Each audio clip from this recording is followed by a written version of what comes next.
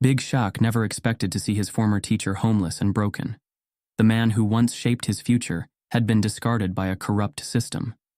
As Shaq digs deeper, he uncovers stolen pensions, greed, and a shocking betrayal.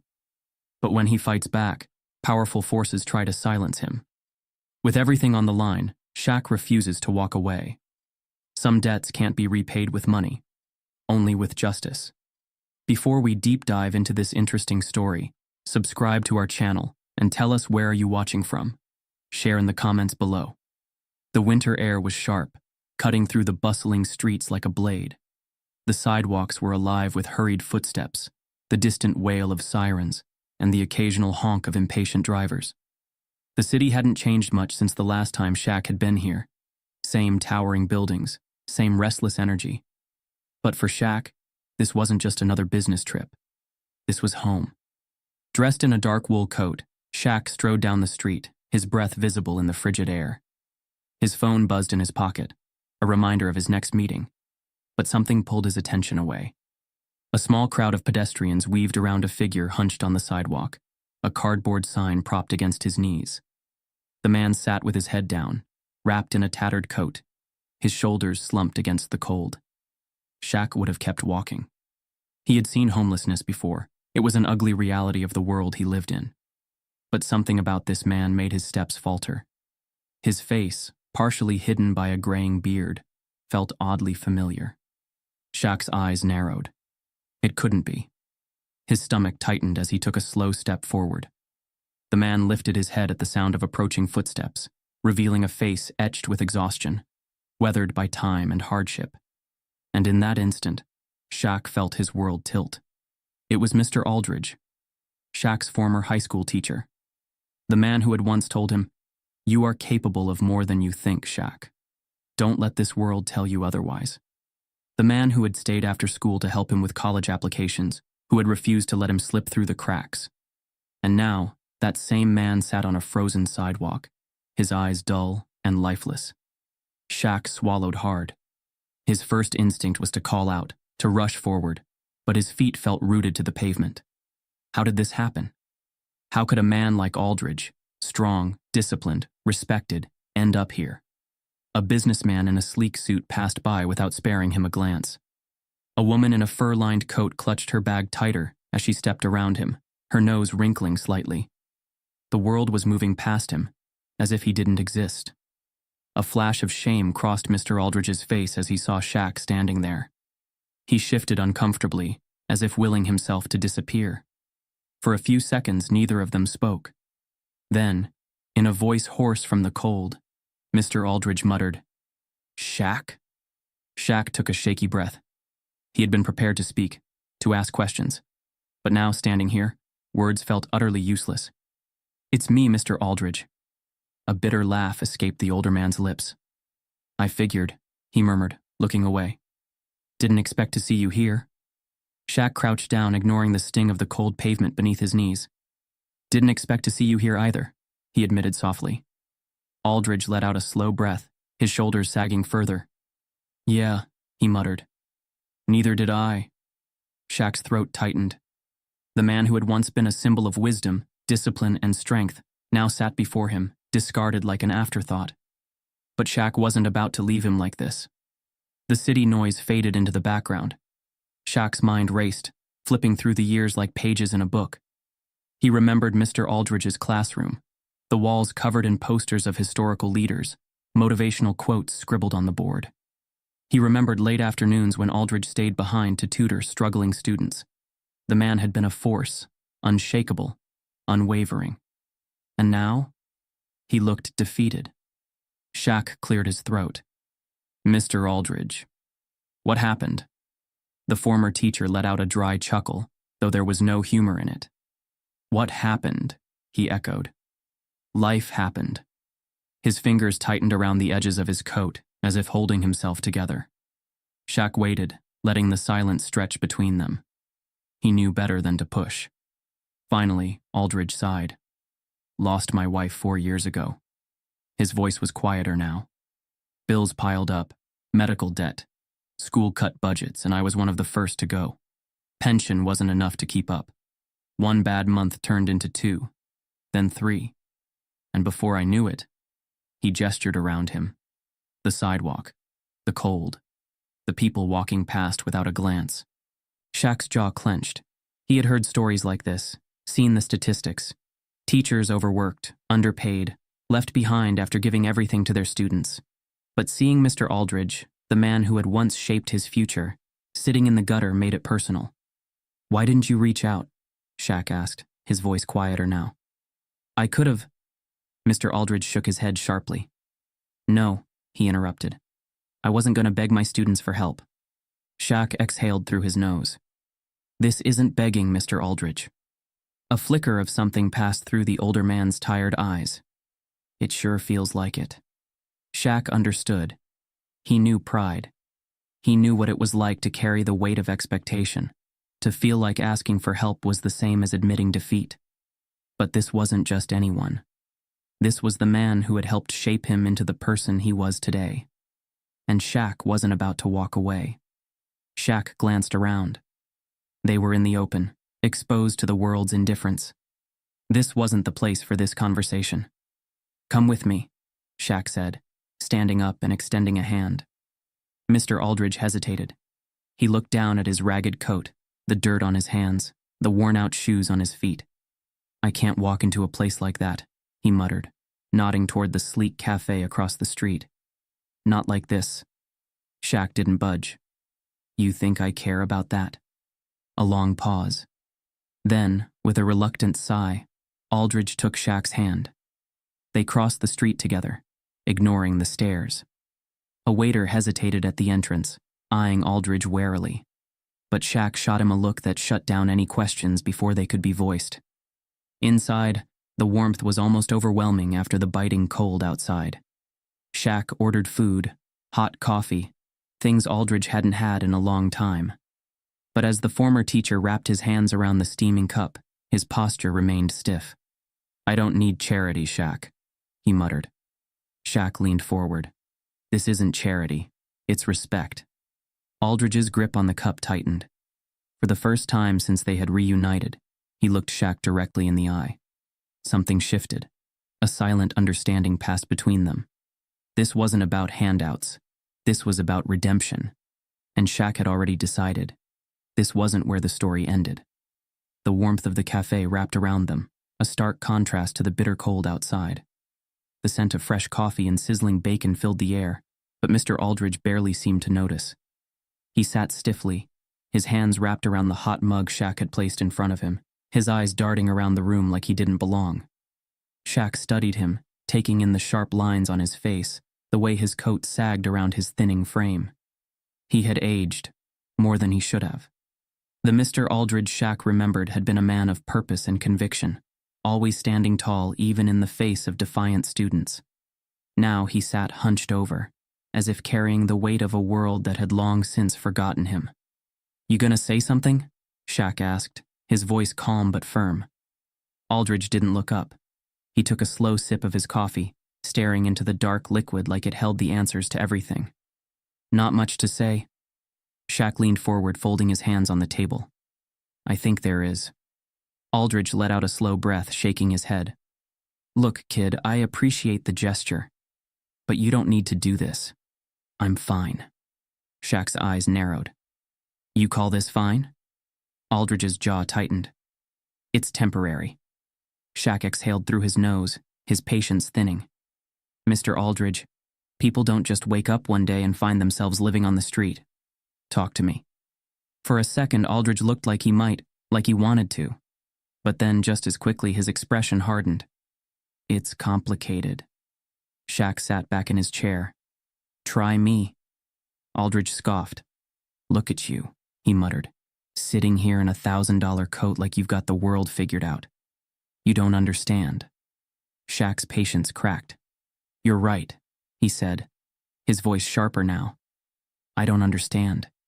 Because the man I knew, the man who stood in front of a classroom full of kids and told us we could be more, would never let this happen to himself." That hit its mark. Aldridge flinched, his grip tightening on his coffee cup. The silence stretched between them, thick and unyielding. Then finally, Aldridge let out a bitter laugh. You think I wanted this? He murmured. You think I didn't fight? Shaq didn't answer. He let the words settle, let Aldridge find his way through them. The old man ran a hand over his face, his shoulders sagging.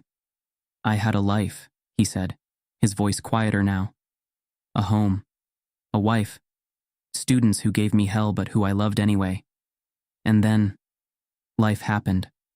Shaq didn't push, just nodded for him to continue. Aldridge sighed. My wife got sick. The kind of sick that drains more than just your soul. The kind that empties your bank account too. His fingers traced the rim of his mug. I spent everything on her treatments. The house, the savings, gone. And then she was too. Shaq swallowed hard. He had heard about Mrs. Aldridge passing, but not like this. Aldridge continued, his voice tight. I figured I could rebuild. But life doesn't work that way. The school started cutting budgets. Senior teachers cost too much. One day I was a respected educator. The next I was expendable. Shaq's fists clenched under the table. They fired you? Aldridge huffed out a humorless laugh. They called it an early retirement package, said I should be grateful. His expression darkened. Pension wasn't enough to cover the bills. I picked up part-time jobs, but they don't hire men my age for much. One bad month turned into 2, then 3. Before I knew it, I was out of options. Shaq felt his blood boil. A man like this, a man who had dedicated his life to shaping the future, left with nothing. It was infuriating. You should have called me, Shaq said, his voice tight. Aldridge shook his head. And say what? Hey, remember me? Your high school teacher who told you to never give up. Well, turns out I gave up. He scoffed. Number. That's not how I was raised. Shaq exhaled, pressing his fingers against his temple. This isn't about pride, Mr. Aldridge. It's about survival. The old man's eyes flickered with something. Shame. Frustration. Maybe both. Survival, he echoed. That's exactly what I've been doing. Shaq shook his head. Number, what you've been doing is disappearing. A waitress approached, setting down 2 plates of food. A hot meal, something Aldridge probably hadn't had in weeks. Aldridge hesitated before picking up his fork. Shaq saw it, the flicker of hesitation, the silent debate in his head. He was hungry, but he hated this. Hated needing help. He took a small bite, then another. Shaq waited until Aldridge had eaten a few more bites before speaking again. I'm not letting you go back to that sidewalk. Aldridge tensed. Shaq, no. Shaq's voice was firm. You think this is where your story ends? Nah, not happening. Aldridge sighed, shaking his head. You don't get it. Shaq leaned forward. Then explain it to me. Aldridge placed his fork down carefully. I don't need saving. Shaq's gaze didn't waver. And I'm not here to save you. Aldridge frowned. I'm here to remind you who you are, Shaq said, his voice steady. The man who never let me quit.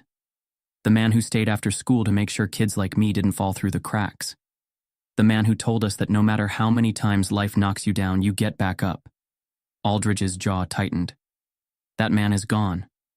Shaq shook his head. No, he's not. The silence between them was thick. Then, Aldridge exhaled, rubbing his temples.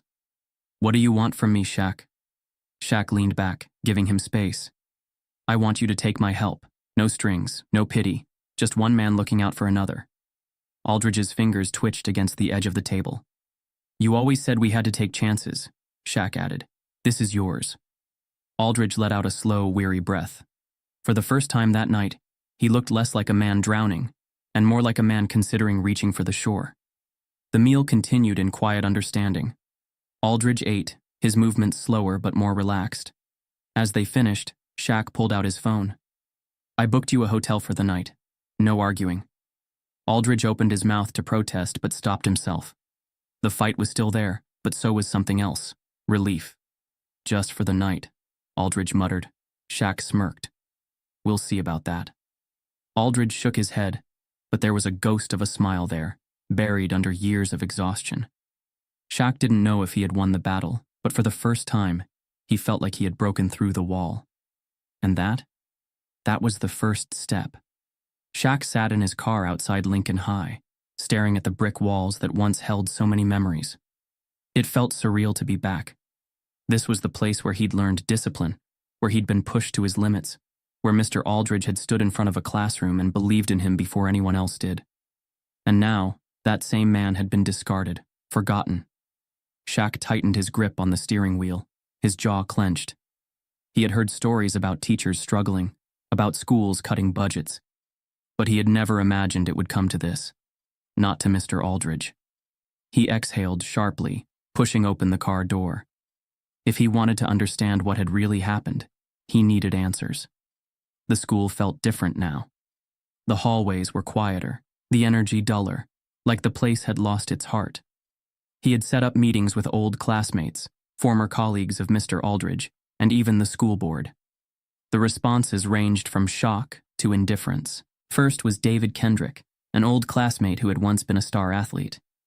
Now he was a local gym owner, someone who still kept his ear to the ground.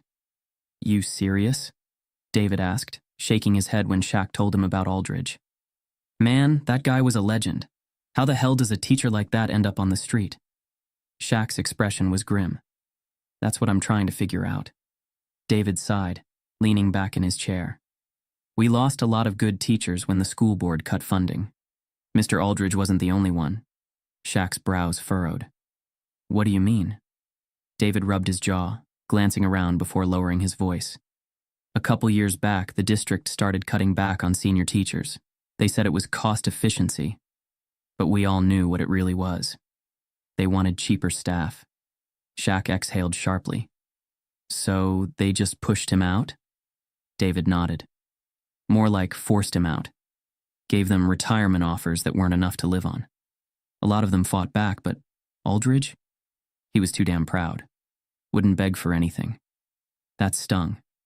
Shaq could already picture it. Aldridge standing in front of some bureaucratic suit, refusing to grovel. He probably walked out of that office thinking he could make it work. He had no idea how fast the world would turn on him. Shaq's next stop was Ms. Lorraine, an old administrator who had worked at the school for decades. She had retired last year, but still kept in touch with the teaching staff.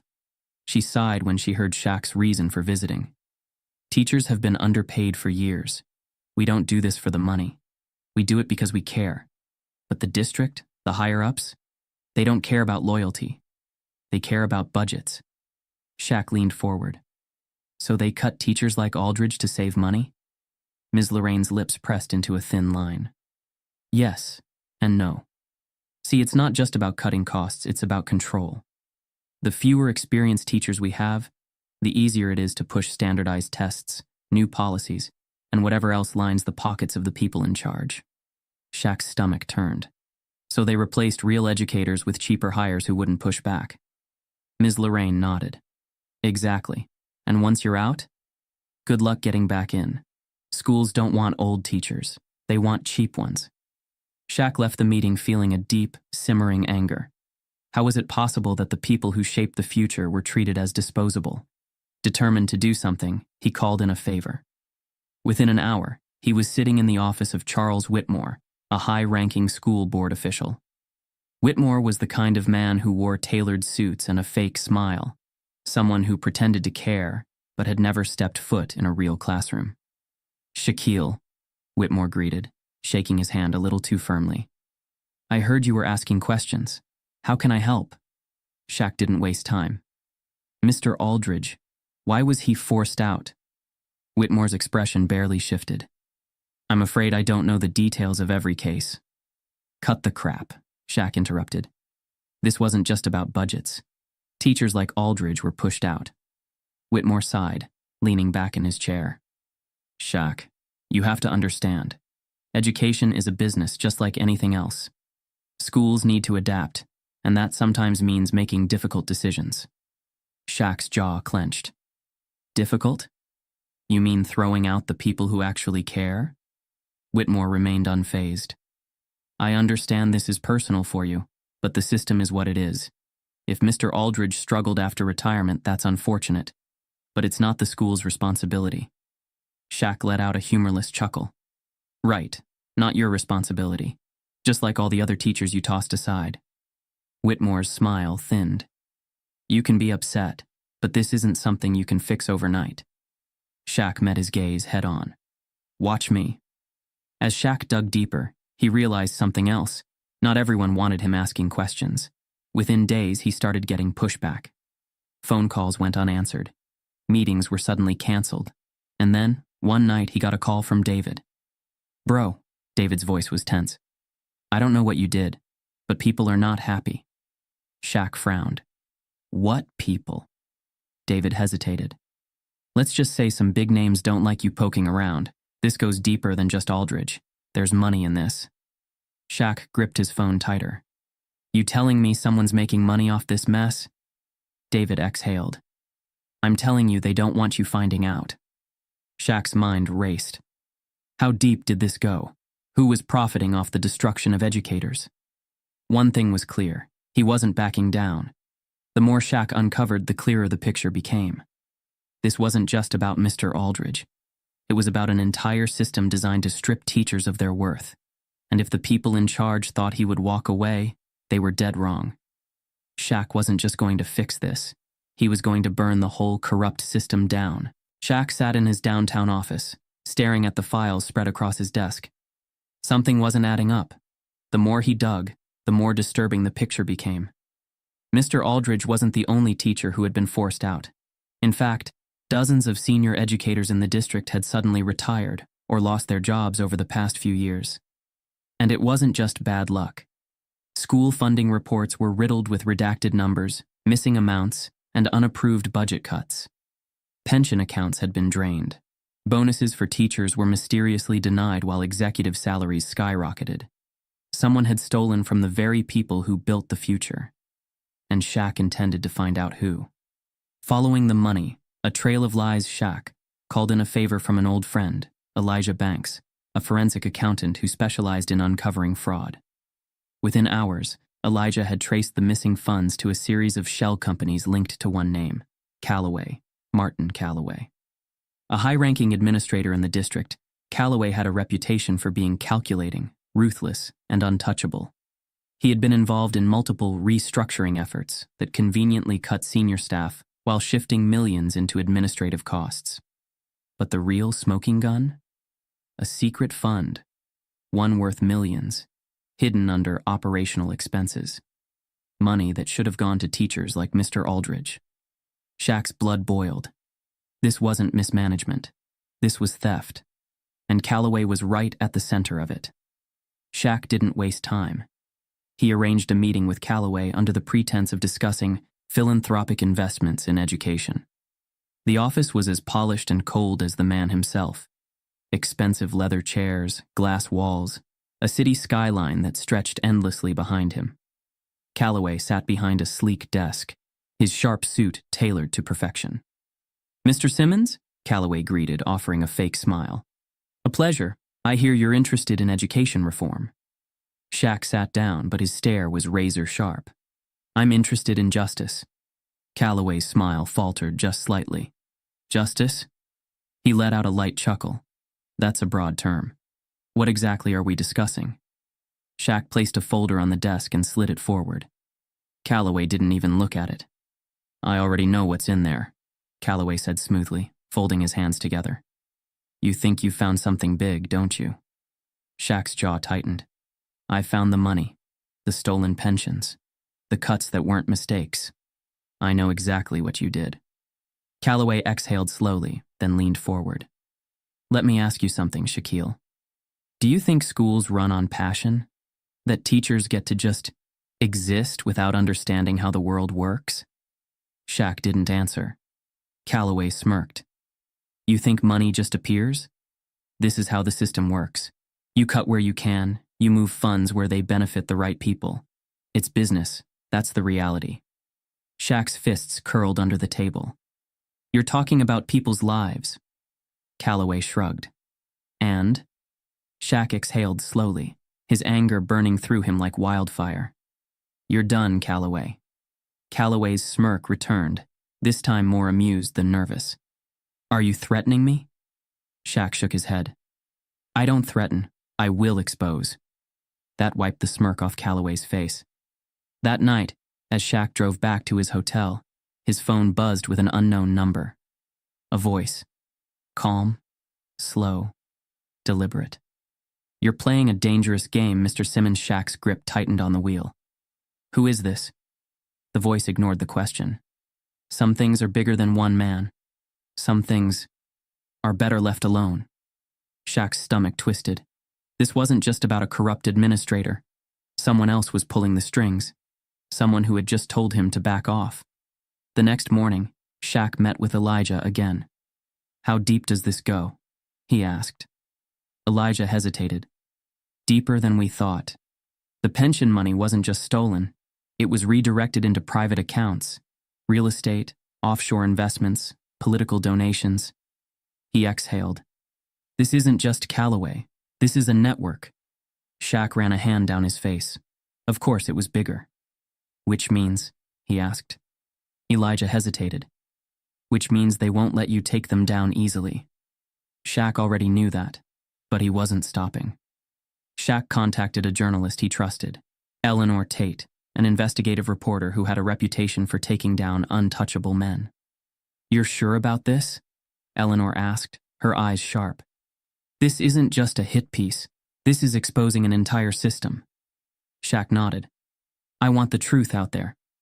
She studied him for a moment, then leaned forward. All right, let's burn it down.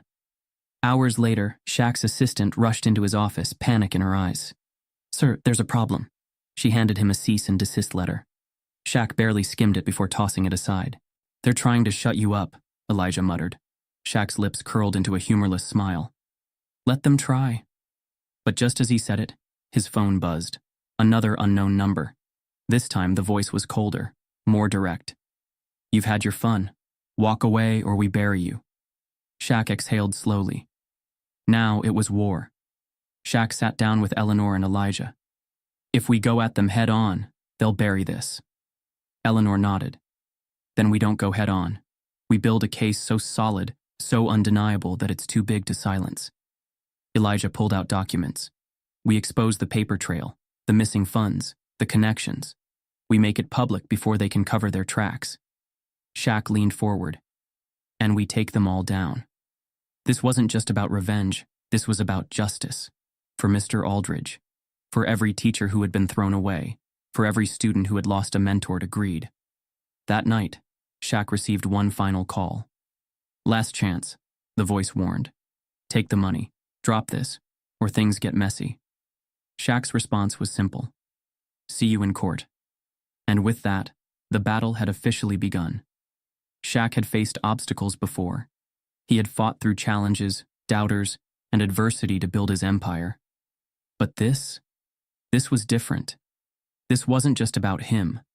This was about Mr. Aldridge, about the teachers who had been discarded, about a system built to crush the very people who shaped the future. And Shaq wasn't backing down. The first call Shaq made was to Eleanor Tate, the fearless journalist who had taken down corrupt officials before. She had a reputation for being relentless, and this was exactly the kind of case she thrived on. You're telling me public school funds were siphoned into private accounts? She said, her voice sharp with interest. And you have proof? Shaq smirked. I have more than proof. I have a name. Eleanor was in. Next, he called Jonathan King, a civil rights attorney who specialized in exposing corporate fraud. They'll try to bury this, Jonathan warned. People like Calloway have connections. Shaq's voice was steady. Then we dig deeper. Jonathan agreed. Lastly, Shaq reached out to community activists, former teachers, and parents who had been affected by the broken system. He set up meetings, listened to their frustrations, and gathered testimonies. One thing was clear. This wasn't just about Mr. Aldridge. This was bigger. While Shaq worked on taking down the system, he also focused on helping the man who had helped him. He got Mr. Aldridge into temporary housing, hired a doctor to assess his health, and got him a set of new clothes. The transformation was slow, but necessary. But there was one battle Shaq couldn't fight for him. The battle inside Mr. Aldridge's mind. One evening, Shaq stopped by the small apartment he had arranged for Mr. Aldridge. but as soon as he walked in, he froze. Mr. Aldridge stood near the door, a small bag packed at his feet. His shoulders were tense, his face twisted in an expression of shame and uncertainty. "I can't do this," Mr. Aldridge said, shaking his head. "This isn't me." Shaq's brows furrowed. "What do you mean?" Mr. Aldridge swallowed hard, avoiding Shaq's eyes. "I don't belong here. I don't deserve all this." Shaq clenched his jaw. "Don't do that, don't say that." Mr. Aldridge let out a hollow laugh. "Look at me. I was a teacher, a mentor, and now I'm just—" He gestured helplessly. "I don't even know who I am anymore." Shaq stepped forward, his voice firm but full of emotion. "You're Mr. Aldridge, the man who believed in me when no one else did, the man who gave me hope when I had none. And now it's my turn." Mr. Aldridge's eyes filled with tears. "But what if I can't come back from this?" Shaq's voice softened. "Then I'll fight until you do." A silence stretched between them, and for the first time in years, Mr. Aldridge saw something in Shaq's eyes that he hadn't seen in himself for a long time. Belief. A belief that he was still worth saving. The next morning, Shaq and his team launched the first strike. Eleanor published an explosive article detailing the corruption within the education system. The story included real numbers, stolen pensions, and first-hand testimonies from former teachers who had been discarded. Within hours, social media erupted. Parents were outraged. Teachers shared their own stories. The pressure mounted as news stations picked up the scandal. And Calloway? He wasn't smiling anymore. That evening, Shaq received a legal notice. Calloway was suing him for defamation. Jonathan King read through the document and chuckled. "They're scared." Shaq smirked. "Good." But then the real threat came. Another anonymous call. This time, the voice wasn't calm. It was angry. "You're making enemies, Simmons. Keep pushing, and we'll make sure you regret it." Shaq's grip tightened around his phone. "You people don't scare me." A pause. Then the voice said, "Then maybe we'll go after someone else." Shaq's blood ran cold. They weren't threatening him. They were threatening Mr. Aldridge. Shaq didn't waste a second. He called 2 of his most trusted security personnel and stationed them at Mr. Aldridge's apartment. No one was getting near him. Then he met with Jonathan and Eleanor. "They're getting desperate," he said, "which means we're close." Eleanor tapped her pen against the table. "Then let's finish this." Shaq arranged for a live press conference, standing side by side with Mr. Aldridge, former teachers and parents. They told their stories. They exposed the fraud, the betrayals, the stolen futures. And in that moment, the tide turned. The school board, under immense public pressure, announced an immediate internal investigation. Officials who once defended Calloway now distanced themselves. And Calloway? He had nowhere left to run. A week later, an arrest warrant was issued for Martin Calloway. Charges: embezzlement, fraud, and conspiracy. When cameras caught him being led away in handcuffs, he refused to look at them. He had spent years stealing from those who trusted him. And now, he was the one discarded. With Calloway gone, things started changing. Pensions were reinstated. Teachers were rehired. Community leaders demanded accountability. And Mr. Aldridge? One evening, he sat across from Shaq at a diner. He looked different. He had a fresh haircut, a new suit. There was life in his eyes again. I got an offer," he said hesitantly. Shaq leaned forward. "Yeah?" Mr. Aldridge nodded. "A mentorship program, helping struggling teachers find their way back." He exhaled. "They want me to lead it." Shaq grinned. "Sounds perfect." Mr. Aldridge swallowed, emotion thick in his voice. "I wouldn't have gotten here without you." Shaq shook his head. "You would have. I just reminded you who you are." That night, as Shaq walked back to his car, he looked up at the sky and exhaled. Mr. Aldridge had saved him once, and now, Shaq had saved him right back.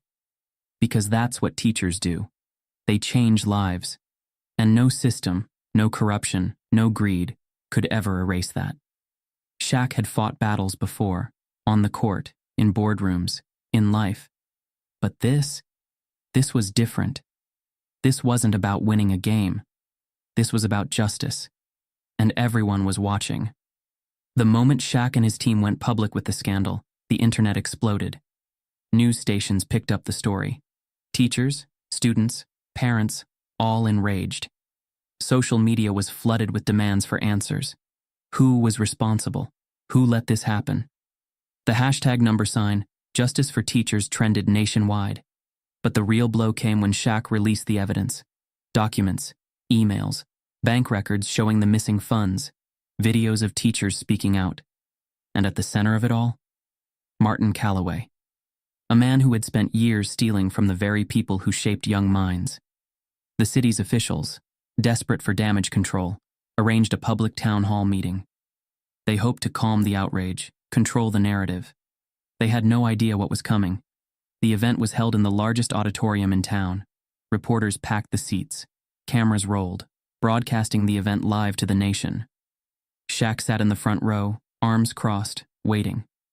At the center of the stage, Calloway sat stiffly, trying to appear composed.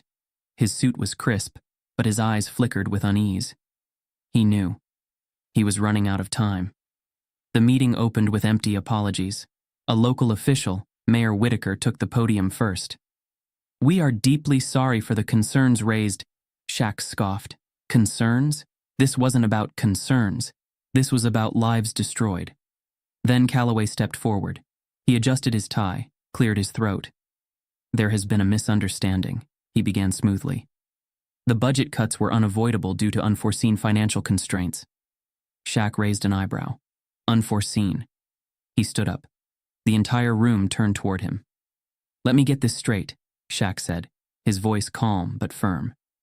"You're saying the missing funds were a financial accident?" Calloway forced a smile. "That's exactly what I'm saying." Shaq nodded. "Good. Because I have something to clear up that misunderstanding." He turned to the side, and the screens behind him lit up. Emails, bank statements, documents showing Calloway's signature approving the transfers. Millions of dollars. Gone. The audience gasped. Reporters scribbled notes. Calloway's face drained of color. Shaq wasn't done. He gestured to the side of the stage. "And in case that's not enough, let's hear from the people you stole from." One by one, former teachers stepped forward. A retired math teacher, voice shaking. "I worked 35 years, and my pension disappeared overnight. I lost my home. A single mother, once a beloved English teacher. I had to choose between feeding my kids or keeping the lights on. And then, Mr. Aldridge." The room fell dead silent as Mr. Aldridge took the microphone. His hands trembled slightly. Not from fear, from years of being ignored. He took a slow breath. Then he spoke. "I dedicated my life to teaching," he said, voice raw. "I stayed late, helped struggling kids, gave everything I had to the classroom." He scanned the crowd, his gaze steady. "And when I needed help?" His voice cracked. "I was abandoned." A wave of murmurs spread through the crowd. "I didn't just lose my job.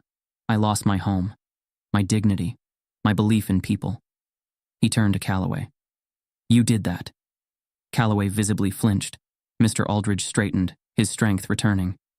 "But I'm standing here today because someone reminded me that I mattered." He looked at Shaq. "And I won't let you take that from anyone else." The room erupted. Calloway stood frozen. Beads of sweat formed on his forehead. He knew. He had lost. Reporters shouted questions. "Mr. Calloway, do you deny the allegations? Where did the money go?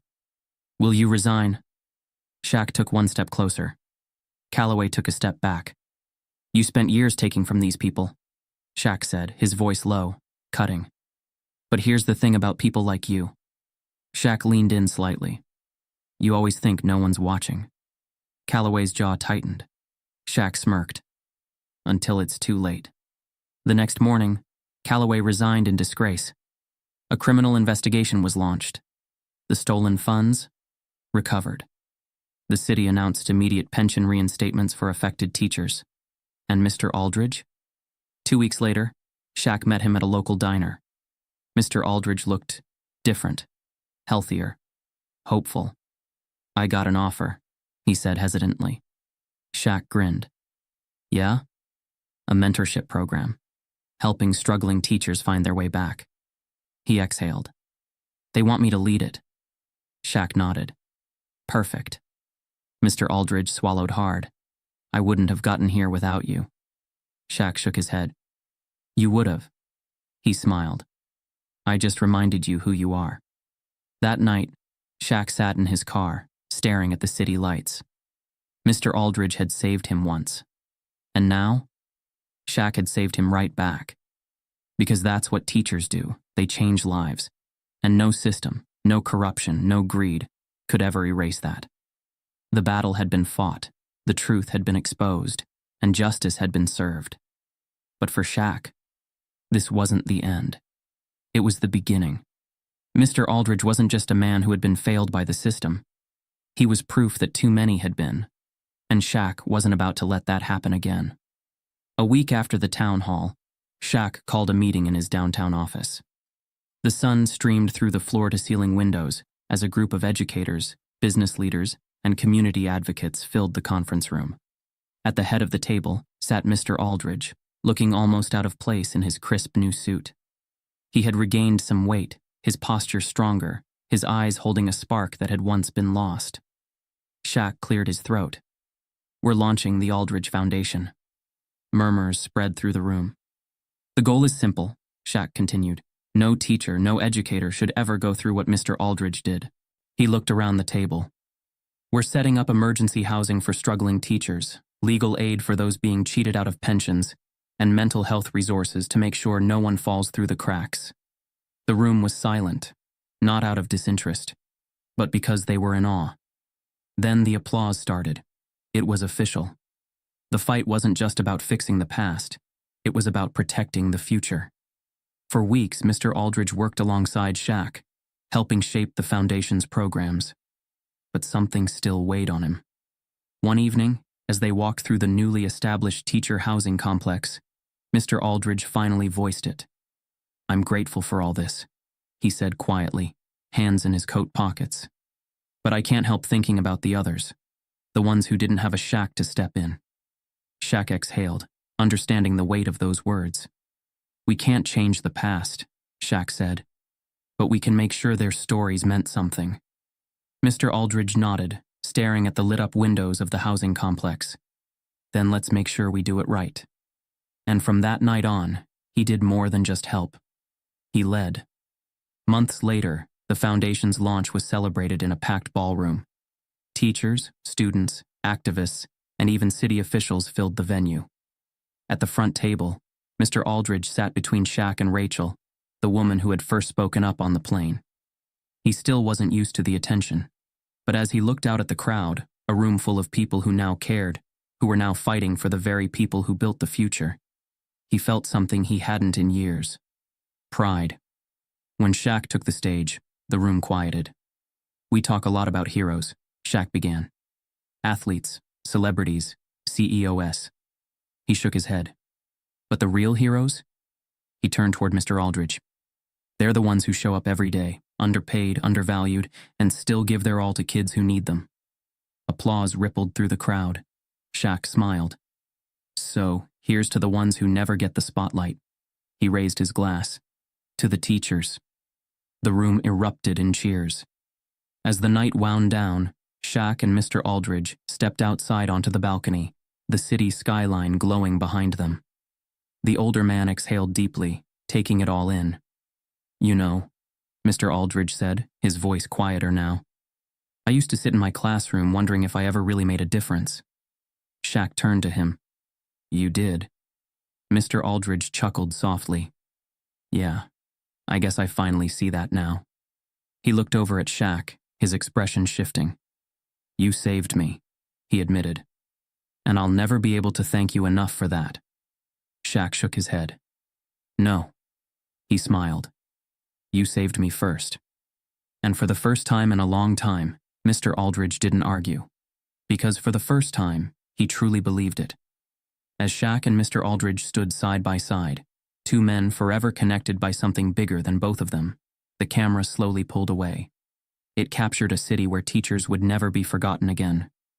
because one student, who once needed saving, had come back to save them all. And that changed everything. This story isn't just about one man. It's about all the unsung heroes who give everything and get nothing in return. How many more teachers, mentors, and role models are struggling in silence? It's time to stand up, speak out, and fight for those who shaped our future. Share this story, start the conversation, and be part of the change. Because real heroes should never be forgotten. Follow us for more powerful stories that inspire action.